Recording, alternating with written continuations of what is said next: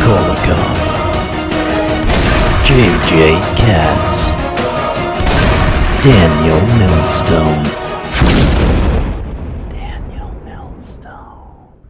Let's talk about why it's important to have a large entrance beam diameter as opposed to a small entrance beam diameter. So we have these two divergence angles of the two field heights for the two collimated beams.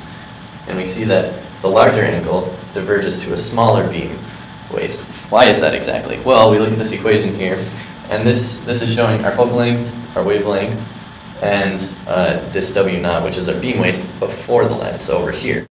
So the beam waist before the lens is inversely proportional to the beam waist after the lens, based on this equation. So if you want a smaller beam waist, which in most cases you do, you're going to use a larger diameter input field height.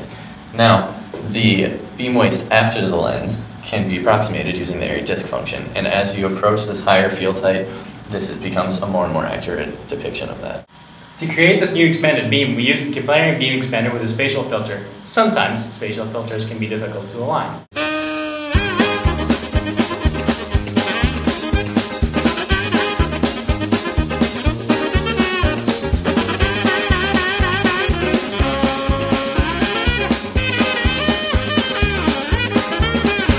So we have a 3-axial adjustment on this stage. Now what we do is we move the objective as far back, not as far back as you can, but far back, and then slowly move it inward, in towards its focus, and then adjust it in the X and Y direction until you can see the dot on the other side of the pinhole. Now you keep moving it in the X direction towards its focus, and then adjust again, and you continue to do this until you've filtered out all the noise and you have the largest spot possible and it's centered. Here you see the Gaussian distribution of the laser beam. The ideal Gaussian distribution is outlined here in black. Now, during the experiment, there are dust particles in the air and other influences that create diffraction, and that creates high-frequency noises in our Gaussian distribution, and that's shown here in red.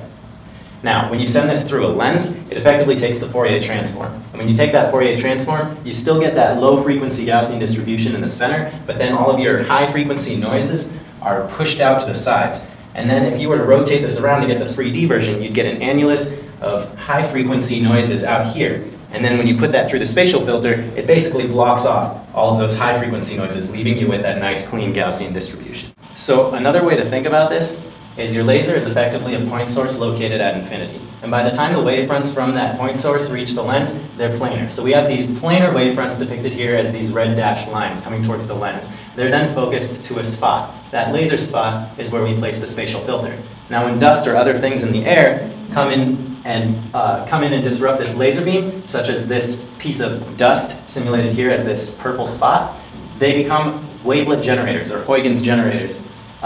And those create wavefronts that are then focused by this lens to a distance, a certain distance that's different than the distance that the laser beam is focused to. And that's because the laser beam is a point source that's located at infinity, and these are not located at infinity.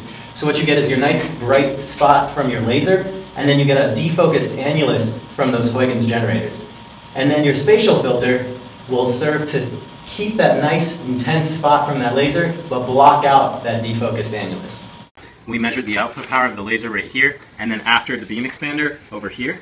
And we're supposed to get somewhere around 99% of the power from here, also out here. And so we're not getting that, we're getting around 40%. And that's because, as you can see here, after this objective lens, we still have some noise around here, meaning it's not perfectly aligned. Also, you get some losses in the actual spatial filtering process itself. You can see that when we're doing this, the expanded beam from this objective fills the entire clear aperture of this second lens, which means that the collimated beam is larger than what the size of the detector is, so we have to defocus this lens to get it onto this detector. So here we have the shear plate interferometer. How this works is you have your incoming beam, goes through this interferometer. There's a wedged piece of glass. Light can bounce off the first surface or go through and bounce off from the second surface. Those two beams then interfere, and we have these three different types of patterns that we can get at our surface. So if these lines here are counterclockwise from our center, that means that the beam's diverging. If they are clockwise from the center, that means that the beam's converging. And if they're perfectly aligned, that means it's collimated. So you keep adjusting your Fourier lens until you achieve this pattern here. So here's the results. Our W naught prime was about 3.6 microns. W prime and F prime was about the same. Delta Z was at 116.5 millimeters. Z prime was about 200 millimeters. Our ratio between last week's W naught and this week's W naught prime is about 20.